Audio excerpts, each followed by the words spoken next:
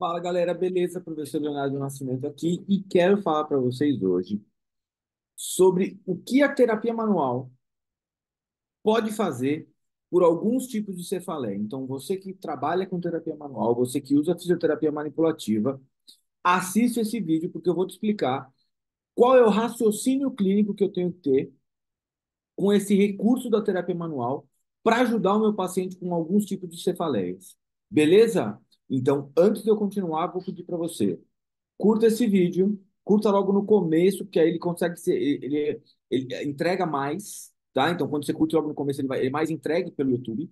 Compartilhe esse vídeo naquele grupo de fisioterapeutas, naquele grupo de osteopatas, naquele grupo de quiropratas que você conhece, para a gente poder levar ciência dentro do raciocínio clínico da fisioterapia. Nós precisamos aprender a fazer a nossa tomada de decisão clínica baseada em evidência para melhorar a nossa profissão, para melhorar os resultados da nossa profissão, o diagnóstico da nossa profissão. Beleza? Então vamos lá. Separei para vocês um estudo aqui sobre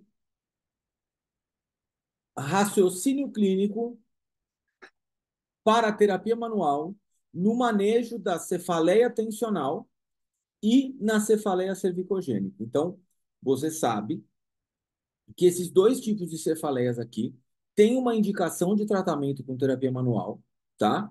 A cefaleia tensional é uma cefaleia secundária e a cefaleia cervicogênica é uma cefaleia primária. Então, a gente tem tratamento de terapia manual para cefaleias tanto secundárias quanto primárias, tá? Na heterogenia. E a gente precisa raciocinar clinicamente de que forma? Então, esse estudo aqui que foi publicado, que eu vou te mostrar para vocês, no Journal of Manual and Manipulative Therapy, de 2014, tá? Então, há uma publicação de 2014 falando sobre o tratamento de terapia manual na cefaleia tensional e na cefaleia cervicogênica. Então, sempre falo para vocês, peguem o estudo, leiam o estudo e grifem o estudo vocês. Eu vou fazer um resumo geral aqui para te ajudar e depois eu gostaria que você lesse o estudo como um todo, porque esse estudo é muito, muito, muito, muito, muito, muito bom. Tá bom? Então, vamos lá.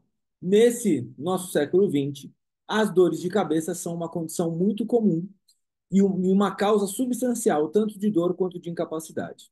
A dor de cabeça é provavelmente o problema mais comum visto na prática clínica por profissionais de saúde, como cefaleia tensional, cefaleia cervicogênica e migrânia, como as formas mais comuns. Então, a incidência maior é de cefaleia tensional, cefaleia cervicogênica e migrânia nos profissionais de saúde. Essas dores de cabeça estão associadas normalmente com uma epidemia de sofrimento e consideráveis custos socioeconômicos.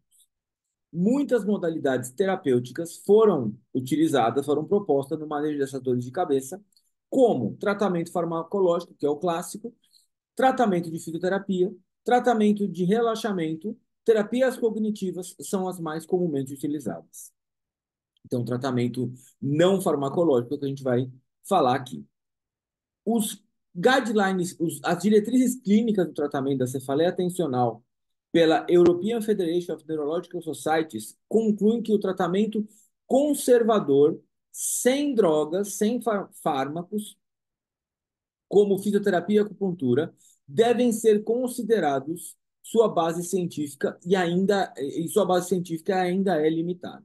Então, esses tratamentos devem ser considerados ao tratamento farmacológico, mas o embasamento científico ainda é limitado.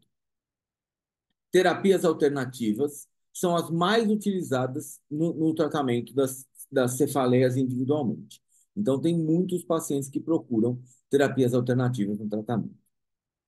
Qual é a evidência científica da terapia manual na cefaleia tensional e na cefaleia cervicogênica? Então, o que a gente tem de científico de base do nosso tratamento? As terapias manuais fazem uma proposta do manejo da cefaleia tensional e da cefaleia cervicogênica com diferentes abordagens, como manipulação vertebral, massagem, alongamentos, trabalho de tecido conjuntivo, trabalho miofacial, agulhamento a seco, mobilização vertebral e propostas abordagens neuromusculares. Muitas revisões sistemáticas investigaram a efetividade da manipulação vertebral no manejo da cefaleia tensional, migrânia e cefaleia cervicogênica. Os resultados dessas revisões são inconsistentes, desde que a efetividade da manipulação articular na cefaleia tensional permanece inconclusiva. A evidência corrente não nos dá suporte no uso da manipulação para migrânia, e temos alguns resultados positivos nas cefaleias cervicogênicas. Então, quando a gente fala de mobilização, de manipulação articular, desculpa, manipulação articular para cefaleia tensional, não temos dados conclusivos. Migrânia, não temos dados que falem que eu posso manipular um paciente com migrânia, e temos alguns resultados positivos em cefaleias cervicogênicas. Uma revisão de revisões sistemáticas concluiu que os achados referem sobre a efetividade da manipulação vertebral no manejo das dores de cabeças, difere de forma considerável. Então, assim, a gente tem resultados diferentes de diferentes tipos de estudos. Então, eu não tenho resultados conclusivos quando eu vou pegando vários estudos de revisão sistemática também. Foi observado que a qualidade metodológica dos ensaios clínicos randomizados controlados, avaliando a efetividade da manipulação vertebral ou da mobilização para dores de cabeça, é tipicamente baixa. E é por isso que a maioria das vezes a gente não consegue ter dados conclusivos, porque os estudos não têm boa qualidade metodológica. E aí fica muito difícil você ter um embasamento suficiente para conseguir ditar uma prática clínica. Os guidelines, os guias de prática clínica baseados em evidência recomendam que a aplicação de manipulações vertebrais para migrânia e para cefaleia cervicogênica, mas não para cefaleia do tipo tensional. O uso da manipulação vertebral, particularmente do pescoço, da cervical, ainda permanece controverso porque a gente tem muitos efeitos adversos e subsequente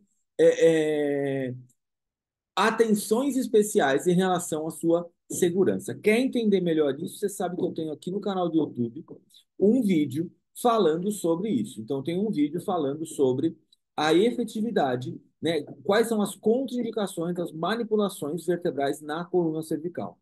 Então, se quiser saber mais, procura aqui no YouTube. Eu tenho alguns vídeos falando sobre esses sinais e sintomas aí, que são contraindicações à manipulação cervical. Então, se essas contraindicações forem respeitadas, a manipulação tem a sua indicação clínica. Agora, se essas contraindicações não forem respeitadas, eu não utilizaria.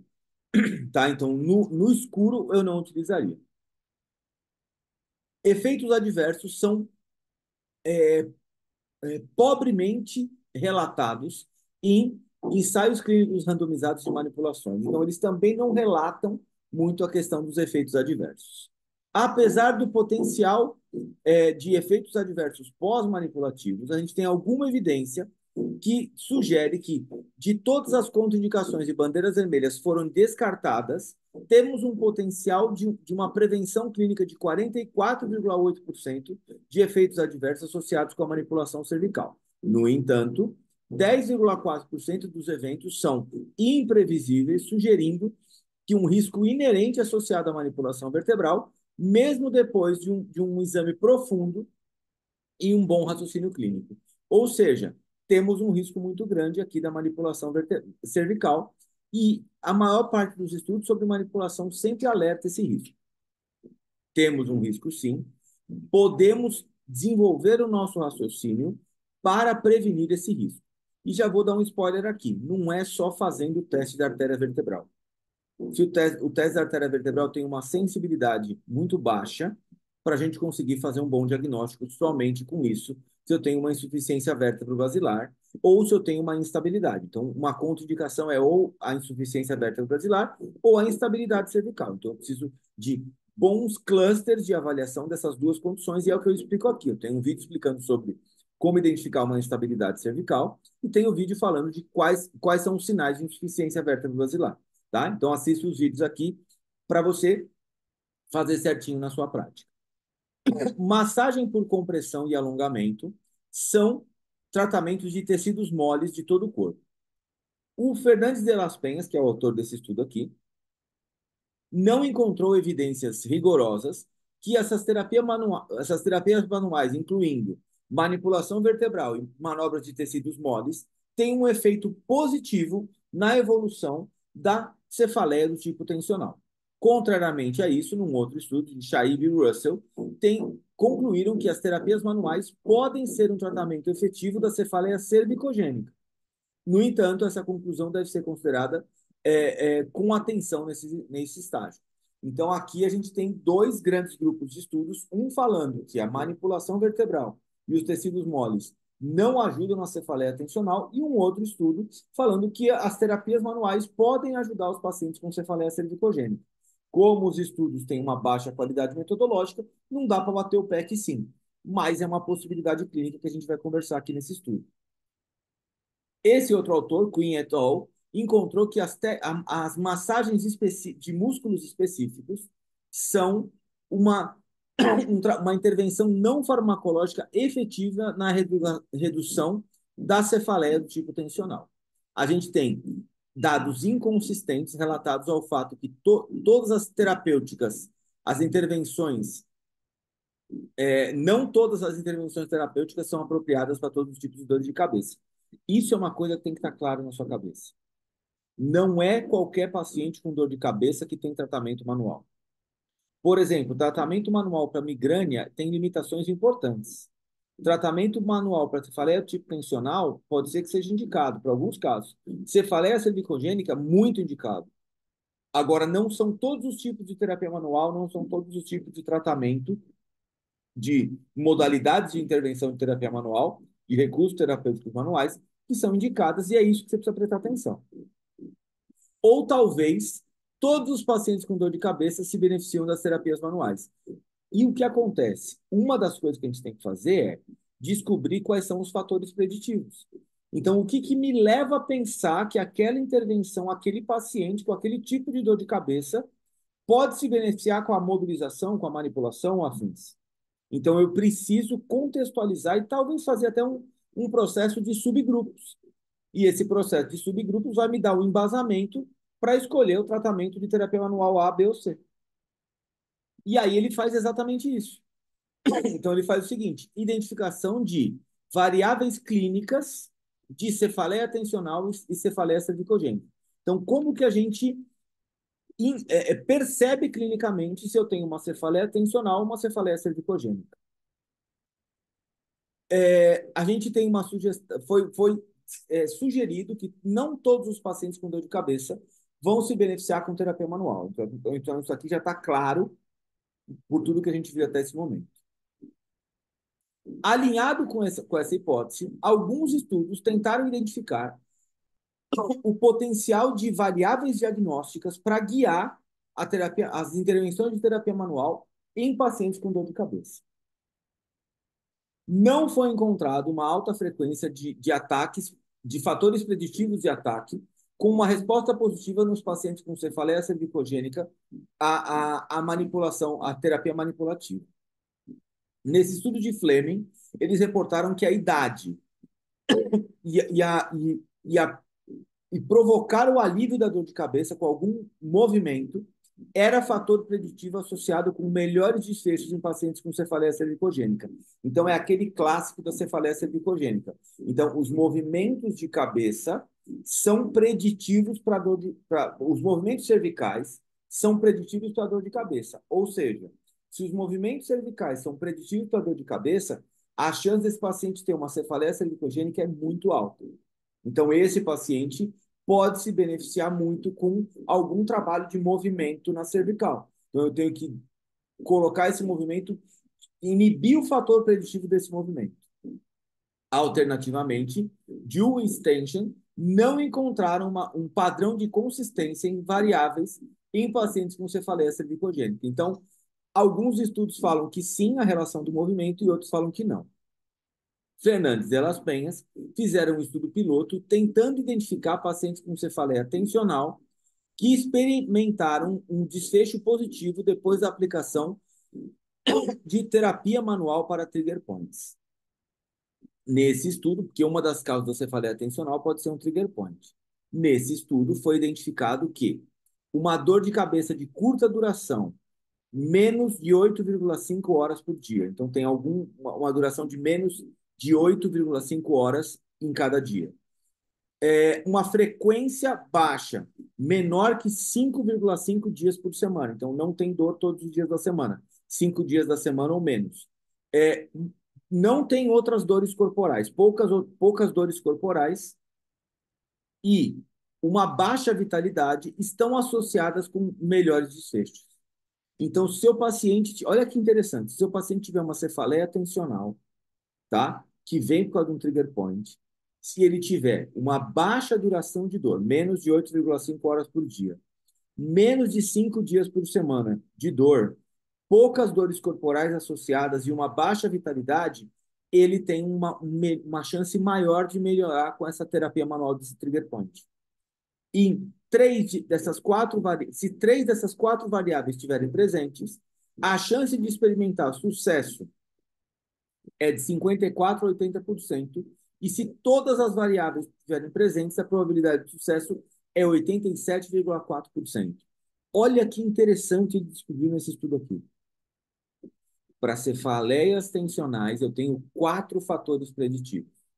Então, o primeiro, duração. Segundo, frequência. Terceiro, outras dores corporais. E quarto, baixa vitalidade. Se desses 4 fatores, a partir de 3, eu tenho uma chance de 54% a 80% de sucesso. Se eu tiver os 4, 87% de sucesso. Anota aí. E esses são os fatores preditivos que você vai buscar na sua clínica. Num outro estudo, 8 fatores de variáveis de prognósticos foram identificadas para identificar mulheres com cefaleia tensional que tinham uma experiência de melhora dos sintomas de curto prazo com uma sessão multimodal que incluía mobilizações articulares, trigger point manual therapy, tratamento de trigger point com terapia manual, uma idade menor de 44,5 anos, presença de trigger point ativo na região suboccipital, no músculo oblíquo superior, no esternocleidomastoideu, no trapézio superior e restrição de rotação cervical com baixa tensão da musculatura e incapacidade. Esse recente estudo identificou que os fatores de prognóstico relacionados ao melhor desfecho para a cefaleia tensional consistiam em que podia coexistir migrânia, a falta ou múltiplos locais de dor e uma melhora do movimento de amplitude de movimento cervical e com uma alta intensidade de dor de cabeça. Então, esses fatores eram os mais importantes desses todos que foram avaliados. E parece, então, que esses pacientes com baixo grau de sensibilização e menos incapacidade, menos envolvimento do segmento cervical se beneficiam mais de terapias manuais, de acordo com os estudos que a gente encontrou aqui. Esse paciente de cefaleia tensional e cefaleia cervicogênica pode ter mecanismos de sensibilização. Esses mecanismos de sensibilização, a gente pode entender que são sinais clínicos e sintomas que diferem de cada paciente, de cada padrão, de cada patofisiologia, em cada um desses casos, tanto de cefaleias tensionais quanto cefaleias cervicogênicas. A hiperalgesia e a alodínia parecem tanto indivíduos com cefaleia tensional quanto com cefaleia cervicogênica, mas são mais comuns em indivíduos com cefaleia tensional. E foi sugerido que tanto a hiperexcitabilidade do sistema nervoso central e uma redução dos mecanismos inibitórios estão envolvidos nessa cefaleia tensional. Então, 2 mecanismos de produção de dor da cefaleia tensional. Uma hiperexcitabilidade do sistema nervoso central e uma redução dos mecanismos inibitórios de dor. E aí o que acontece? A teoria mais aceita para o principal problema da cefaleia tensional é a sensibilização central durante uma nocicepção periférica prolongada dos tecidos periféricos, um trigger point. O papel central da sensibilização foi também discutido em pacientes com cefaleia cervicogênica. No entanto, parece que as manifestações clínicas são menos relevantes que nos indivíduos com cefaleia tensional. Então, a gente não tem uma pressão à hipersensibilidade tão presente nesse tipo de dor de cabeça, como acontece somente em uma população mais velha com cefaleia cervicogênica. A presença da sensibilização central na cefaleia tensional e na cefaleia cervicogênica foi proposta como um fator prognóstico para a terapia manual.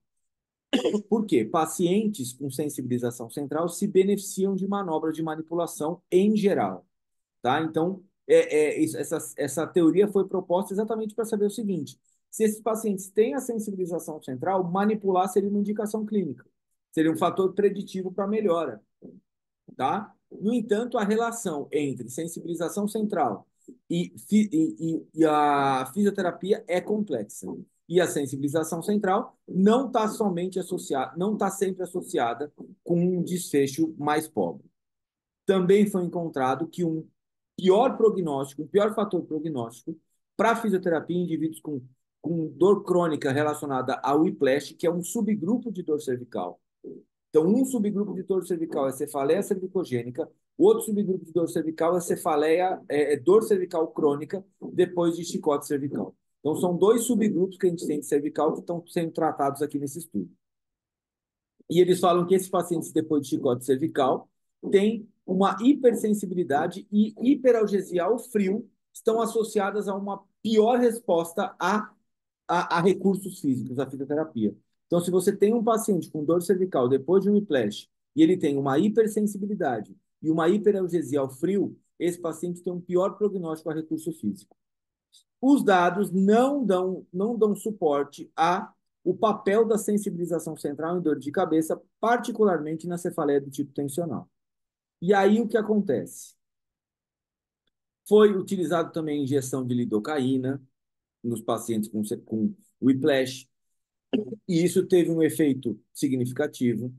Também foi encontrado a utilização de injeção de anestésico intramuscular no trapézio superior, que isso também ajudou a melhorar um pouquinho a hiperalgesia em pacientes com fibromialgia. E esses estudos, eles nos mostram que a sensibilização central pode ser um modulador e diminuir a nocicepção periférica nesses pacientes. Beleza até aqui? Então vamos fazer o seguinte: essa é a parte 1, depois eu vou gravar a parte 2 desse estudo. Então fiquem ligados que na semana que vem vai sair a parte 2 desse estudo, desse estudo que ele é muito grande, eu vou falar da parte de terapia manual. Então, quando eu devo utilizar a terapia manual nos casos de cefaleia tensional e nos casos de cefaleia cervicogênica. Beleza? Fala, galera, aqui é o professor Leonardo Nascimento e estou continuando para vocês nesse estudo desse vídeo aqui que eu estou falando sobre cefaleias tensionais, cefaleias cervicogênicas no tratamento de terapia manual. Esse aqui é a parte 2. Então, agora faz o seguinte, se você está assistindo esse vídeo pela primeira vez, procura a parte 1. Depois que você achar a parte 1 desse vídeo, compartilha a parte 1, depois você compartilha a parte 2 naquele grupo de fisioterapeutas, naquele grupo de osteopatas, naquele grupo de quiropatas que precisam conhecer o tratamento manual da cefaleia cervicogênica e da cefaleia tensional. O que eu devo fazer com esse paciente? Beleza? Curta, compartilhe esse vídeo para ajudar a levar a ciência na nossa prática clínica fisioterapêutica. Então, vamos nós falar aqui da parte de estratégias de terapia manual para as dores de cabeça. Então, eu sou fisioterapeuta, trabalho com intervenções manuais, sei utilizar intervenções manuais e quero saber o seguinte: devo utilizar as intervenções manuais nos meus pacientes com dores de cabeça? Quais são os fatores preditivos disso? Eu discuti bastante no vídeo 1 sobre fatores preditivos, como que funcionam e várias possibilidades clínicas, e agora vamos confirmar qual delas realmente é verdade, qual delas que não vale a pena, qual delas eu preciso aprender e qual delas eu preciso esquecer que eu usava. Então, terapia manual, estratégia de terapia manual para dores de cabeça. Nesse modelo, a gente tem mais de fatores biológicos, fatores nas dores de cabeça, temos também fatores psicológicos e fatores sociais. Obviamente, dores de cabeça são problemas complexos e problemas complexos envolvem fatores psicossociais. Então, eu tenho aqui fatores tanto biológicos, quanto psicológicos, quanto sociais, que têm um papel importante nas dores de cabeça e eles precisam ser avaliados em praticamente todos os meus pacientes com dores musculoesqueléticas. Então, lembra de fazer sempre uma boa avaliação pelo modelo biopsicossocial. O desafio, então, dos clínicos é como selecionar um tratamento apropriado para cada paciente com dor de cabeça que parece ter uma apresentação clínica diferente e particular. Então, eu, como clínico, sei usar a terapia manual, mas em qual tipo de paciente eu devo utilizar a terapia manual e que tipo de terapia manual eu devo utilizar em cada perfil de paciente, sendo que as dores de cabeça têm apresentações tão diversas assim. Então, vamos lá. O manejo clínico dos pacientes com cefaleia atencional e cefaleia cervicogênica precisa ser estendido estendido muito mais do que a base tecidual. A gente precisa incorporar estratégias diretas de normalização e redução da hipersensibilidade, da sensibilidade do sistema nervoso central. Então, eu preciso parar de pensar, tanto na cefaleia tensional quanto na cefaleia cervicogênica, do raciocínio tecidual. Eu preciso começar a pensar um raciocínio muito mais abrangente, envolvendo uma sensibilidade do sistema nervoso central. No vídeo passado, eu falei bastante disso. Se você está assistindo esse primeiro, volta lá e assiste o outro e continua nesse que é a parte 2.